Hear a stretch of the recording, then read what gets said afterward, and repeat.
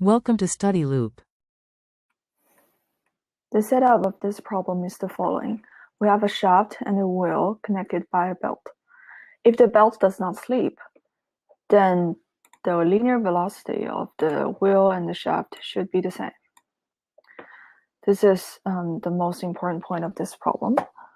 And to compute the velocity of the belt, it is equal to velocity of the shaft and equal to the velocity of the wheel.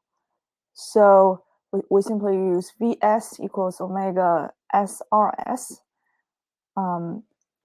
where omega s is given as 60 revolution per second, which is equivalent to 60 multiplied by 2 pi radian per second.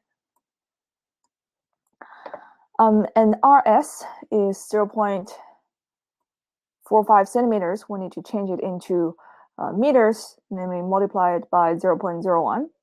So after plugging in these numbers, we get Vs equals 1.7 meter per second.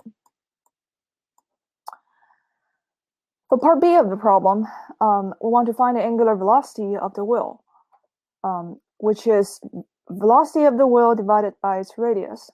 And from Vs equals Vw, we identify the numerator as simply Vs, which we have already calculated in part A. And the denominator, Rw, is given as 1.8 centimeters.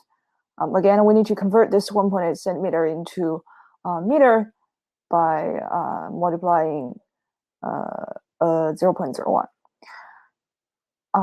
Okay, then calculation gives omega wheel equals 92.25 radian per second.